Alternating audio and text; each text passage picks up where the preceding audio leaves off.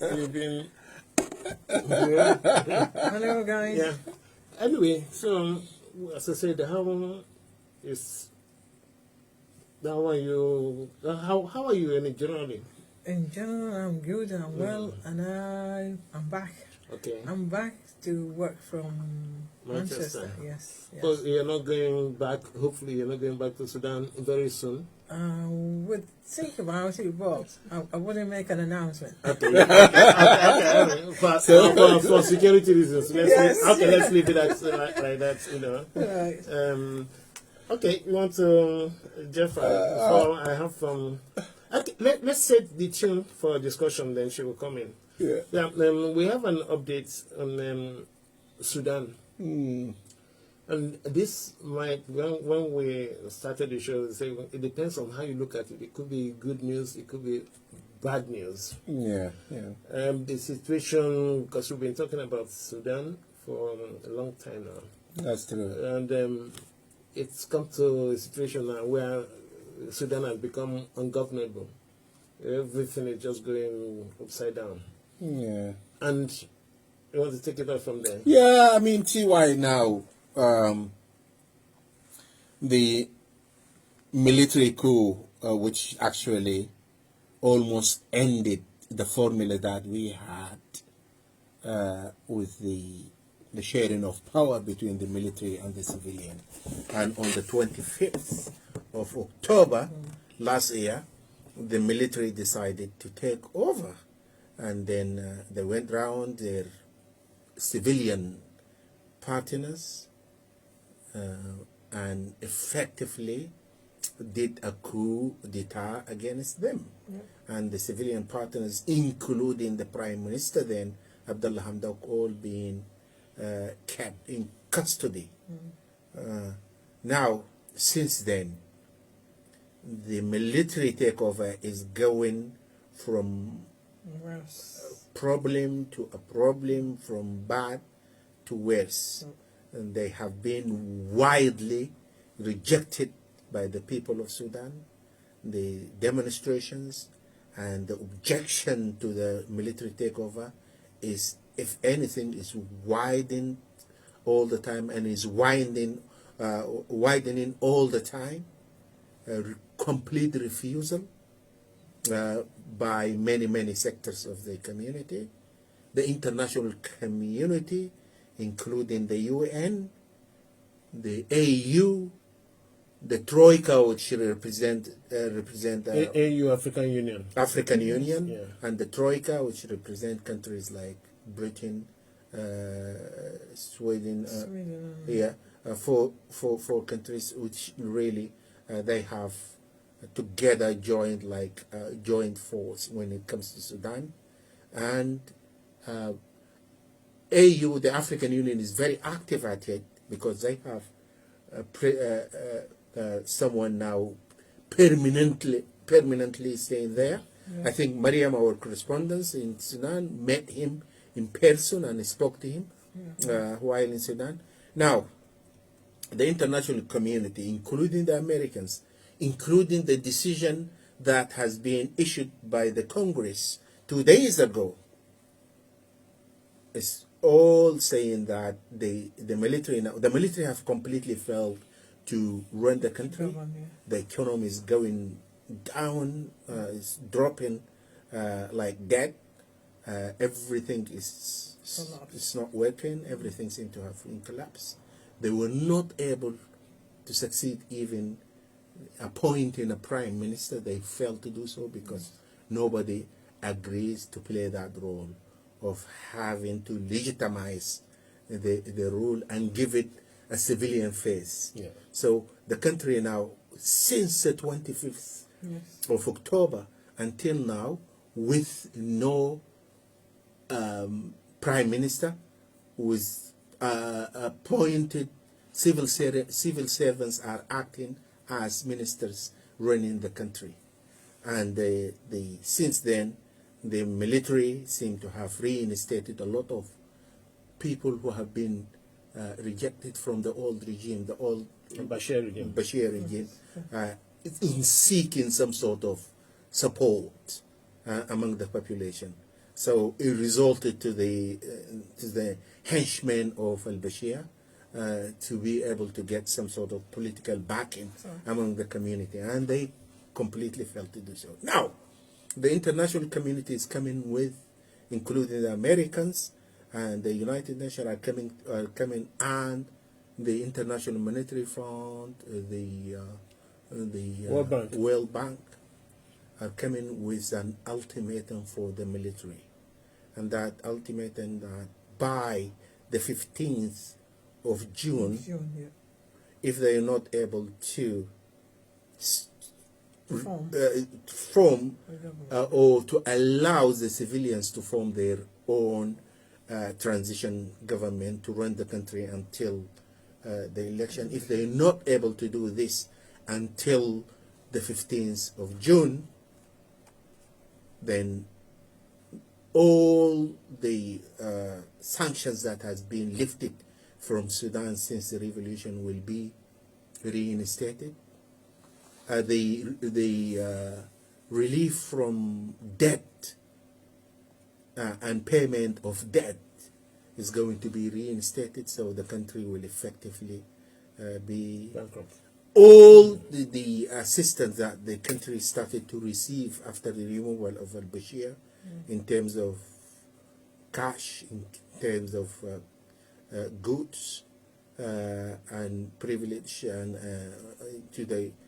this all going to be stopped, and individual sanctions will be placed against individual members of the people who aided the coup.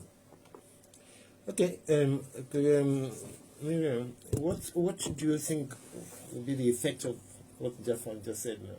The sanctions and all this, would that make any difference to the regime? It will take us back. It will take us back to the old regime, because in al-Bashir's time, all these things had happened because of the foolish policies, unsinkable policies. The al-Bashir has no policies for the country. All they did is something called Tamkeen, establishment for his own party.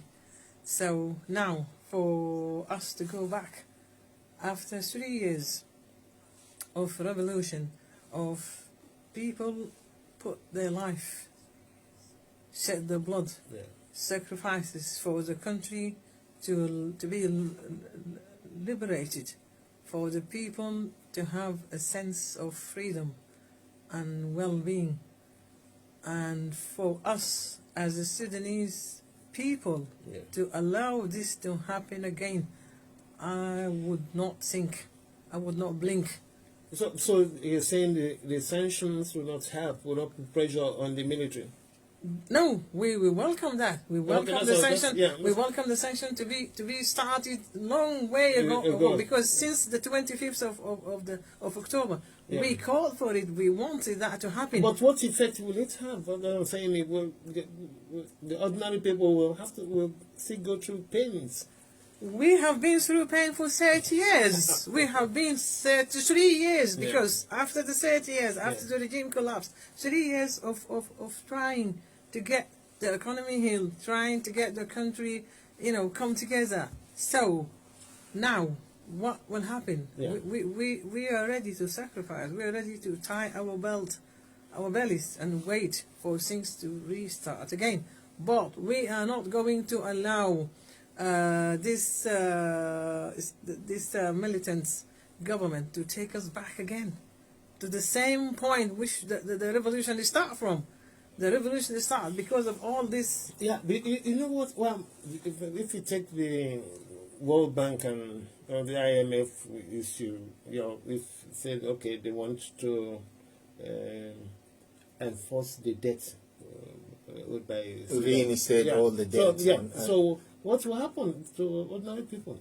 They are going to suffer, unfortunately. Definitely. Yes, and probably them in themselves, they will be insulated from any negative effects, probably because they have the resources of the Yeah. country for their Over own. 30 years. Exactly, that's what I mean. But Ultimately,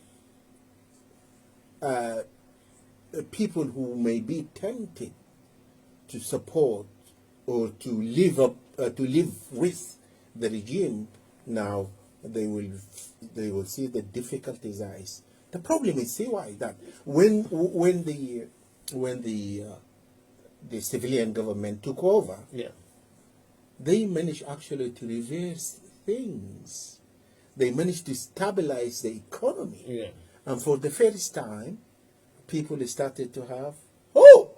Definitely. Isn't that the case? Yeah? We felt And even the Sudanese pound started to appreciate Yes. against the dollar, and international investors started to have their plans and there was a good plan for energy. Yeah, but why? Yeah. What I'm saying is, why if instead of throwing this blanket sanction on the people of Sudan, why not have a targeted sanction? If you know the individuals, I mean, if you know where they kept their money or they are keeping their money or this thing, why not target them, sequestrate their assets? That will be more effective than starving everybody. You know, people that are already down. I mean, you just want to exterminate them, as we were talking before. Just in effect, you don't throw the water with the baby. Yeah, you know. yeah. I mean, ultimately, if they fail to run the country, and if they are leading the country into this state of bankruptcy, Yeah. acute poverty, yes, people will struggle as a result, but it will be impossible for them to continue to rule the country, isn't it? Definitely. So this is the hope that, because basically they need to find resources from where now? Resources in able to start to pay back debts. Yeah, but that could generate into unnecessary inflation rates. You know, where if you want to buy a loaf of bread, you need about thousands and thousands of Sudanese pounds. Yeah, you know. the risk is the risk is there. The risk is not only actually people having issues to do with livelihood more than they have now. That's not the end of it. But the issue is there is a danger that this may lead the country into collapse, and this is where the fear is. Definitely. Because we have a very vulnerable military setup. Very vulnerable because we haven't through the acts which Bashir did. The army of the country is no longer a consolidated sort of a body. Yeah. Okay? There are like 5 armies all over, and armed movements that have been, Darfuri armed movement that's now seem to be not only in Darfur but also in Khartoum. We have this bizarre situation of the rapid what is it called? Support. Janjaweed. Effectively former Janjaweed. Yeah. Yeah? So this is the fear. Yeah. The fear is not only is going to hit people's livelihood, poverty, lack maybe of goods. The fear is that a brink of war, a brink of civil war. Yeah, I mean, I'm sure the international community will not have that intention to generate. I think the intention is to push hard, on the military. Yes, on the military, and also to encourage the opposition to do more. Encourage the opposition to do more, so they could overthrow this coup again and gain the civil government. I mean, how would the opposition do more when both opposition and the administration are being weakened by sanctions? I mean, what else? The person on the street has nowhere to go again than remain in the streets. They've been on the street for Almost 4 years. yeah, now. 4 years, and I don't think the people will give up. I don't see the people can give up, because if it still continue, people are every day in the street, and what they're killed, they're injured, they're being jailed. What is there, sorry to interject, is there any reason why they don't want to put sanction on individuals in the government? They will. They will. They all to go. They will. As I said, Okay. they promise that they That's will. it. I heard that. I will be Yes. happy with that. Sorry. If that is the case, I'll be happy with that. And maybe by June 15th, we will see a new dawn in Sudan. We hope before Yeah. that. We hope before that. Before that, so, Yes. I mean, that is the Yes. deadline, you Yes. know. Yeah. And if the international pressure on Sudan has not yielded anything up to now, I wonder whether they will even listen to, as long as they have supporters outside Sudan. That's Because another issue. That is, I guess, that's a big issue. You know, if they have supporters like backing them up and all this type of thing, because Sudan has been sending soldiers to Yemen and all these Yes. places, then they will just ignore. Absolutely. The international community can do your worst. And unfortunately, also major players, regional players like Egypt, Yeah.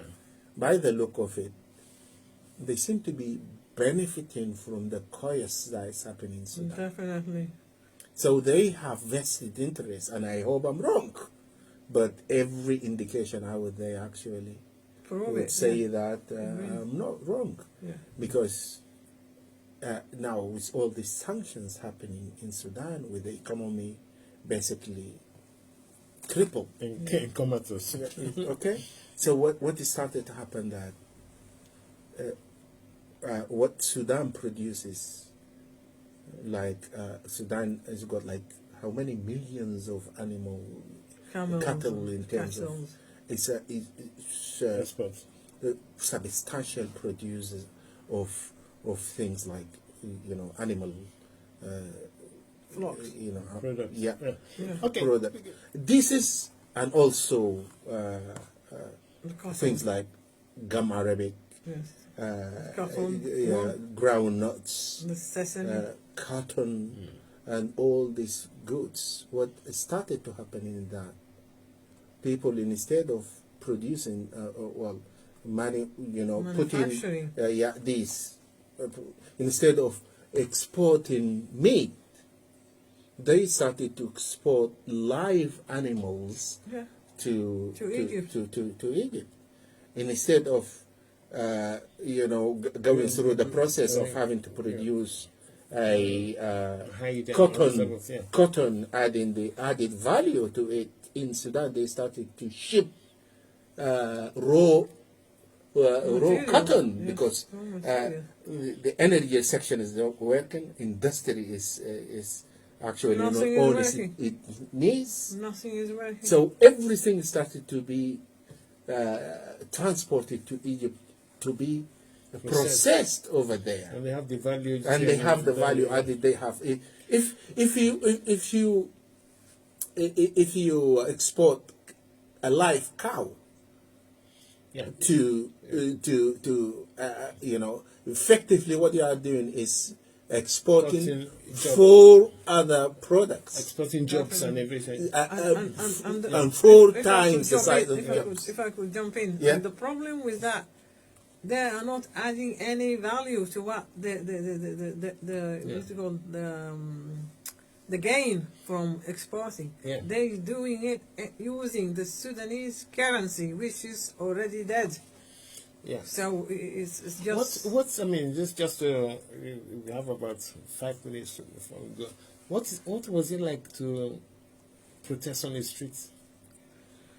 I mean, like in terms of food, do you support each other? Do you, with the army facing you with a gun or something like that? Give us a picture of A what picture was of happening. what was like a daily. It is a very doomed picture, because you go to the street not knowing whether you come Come back. back to your house And some youngsters, when they go out, they carry the flag at their coffin, and they have the slogan, "Your country or your coffin."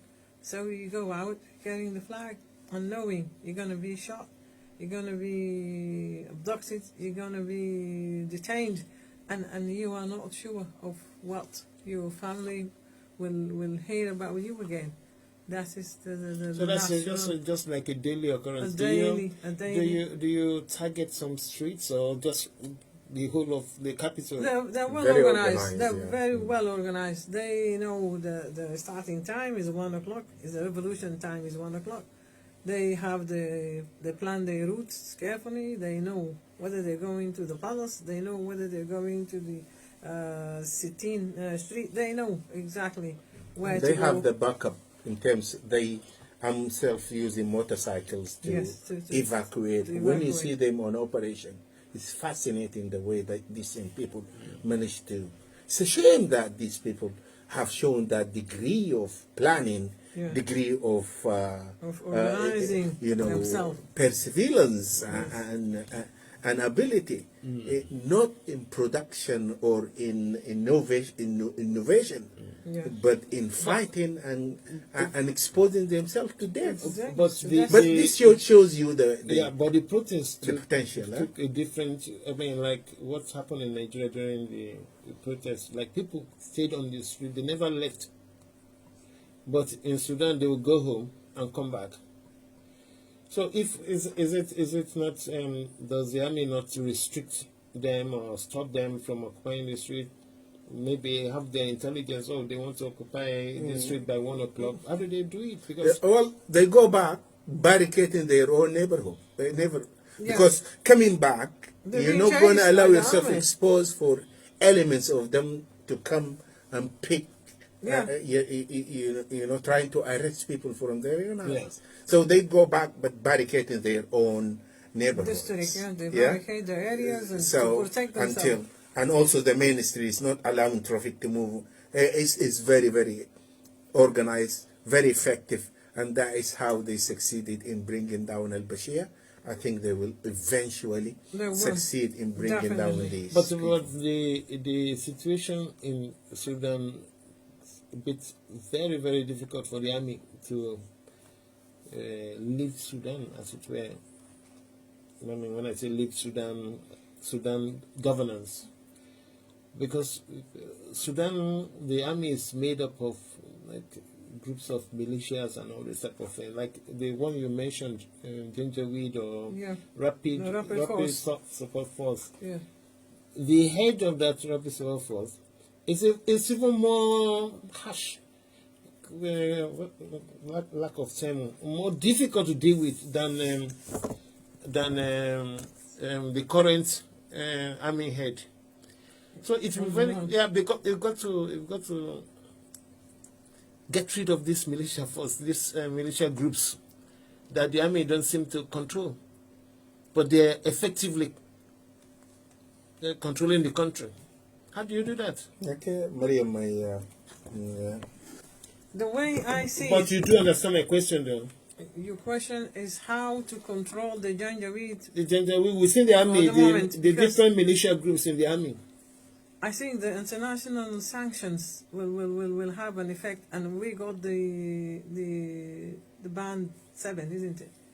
of the United Nations. Yes. So that has been given a framework for all the army to be Article under Article 7, which 7. allow yes the United Nations to interfere militarily Military into to Sudan. control. Yeah. Yeah.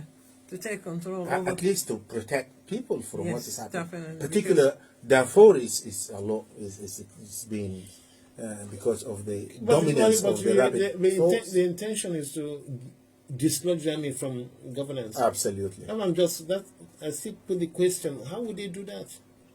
Because if you have like chief of army staff, for instance, controlling the army, like the Sudanese army, but chief of army staff cannot control the militia in Darfur, cannot control the militia in this one.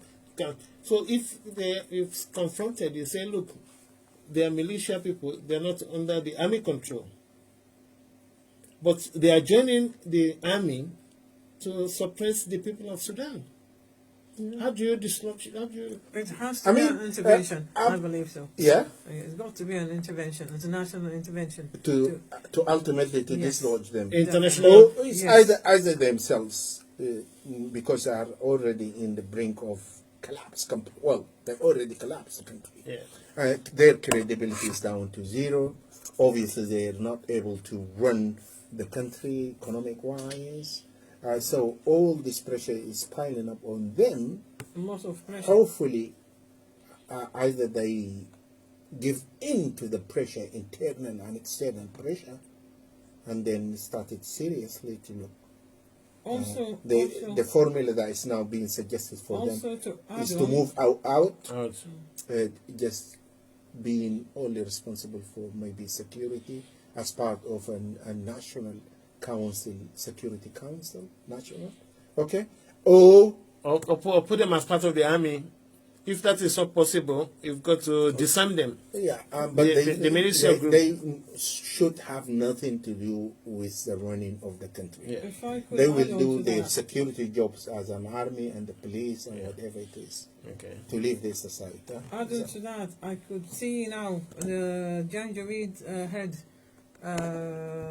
Hemeti? Hemeti is refusing publicly that he is not going to agree for his militia to be dissolved and be put under the army control. Of course he won't. So now, seeing that caused a bit of a rift between him and the head of the army. Yeah. So we could see publicly they starting to disagree and Power struggle, going yeah. out with a different point of view, always in clashes of What you want to avoid is And civil war. he came publicly on, and said that, look, you want us to go back to the barracks. Yeah. But how can we go to the barracks while you're having your knife and you're sharpening your knife for us? So he basically saying we're not going to go We're back not to the gonna barracks. back, yeah. Because He's if not we go backing back up. to the barracks and give up, He's not you're backing going to up. come and kill, because they killed and murdered many, many people, and they are afraid that they may be held responsible for the death and the destruction that they caused. But that will open other The last minute, because we just have a minute left. right. That will open up other possibilities, because if they clash among themselves, that will lead Sudan to a brink of war. So we really need, as an opposition, we need to have a different ways of elevate our power, how to defeat all of them together. Given the So, precarious yes, definitely. situation that Yeah. we are in. Okay. Anyway, we'll just have last seconds to play our jingles out, and we'll come back to you after this.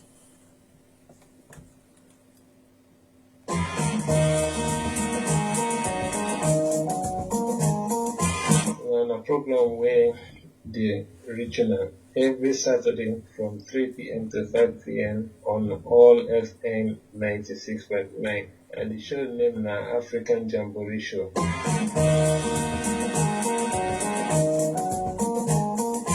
Now, through this show, we yarn about our continent, Africa. You can call us on 0161 248 6767 if you did for UK.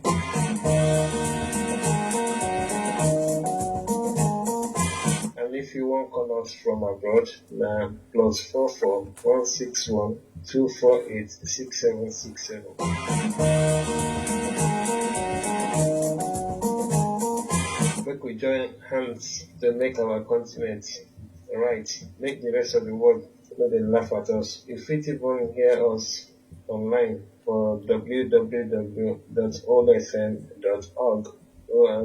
Thank you.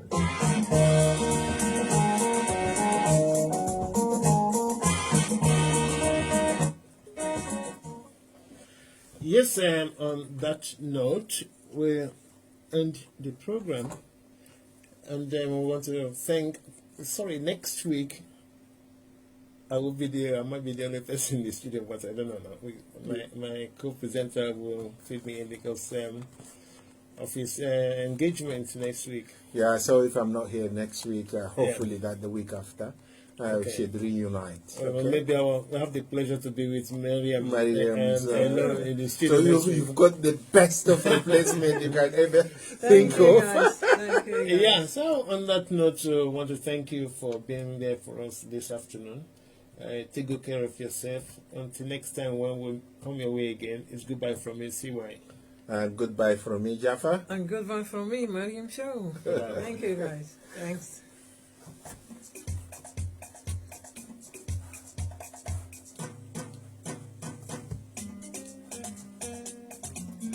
Oh, why is the music? This is the music. This gives the show the vibrance. This is...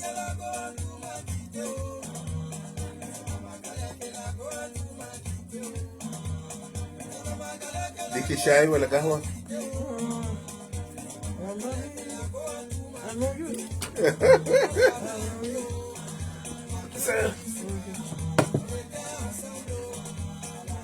What, Jaffa? Okay. You saying all right? The headphone. Yeah, take it back, yeah. So, is your training going on? Eh? Is your training going on? Yeah, it just miss Jason. I think it says somewhere there. Okay. Yeah. I want to join Okay. I mean, I will talk to him if he's still there now. because if it comes from you as a head of your studio, you want to train one of your correspondents, it will be more official. Yeah. Yeah. Because I don't know him. No. If he's still there, I will talk to him now. Yeah. Because I'm saying.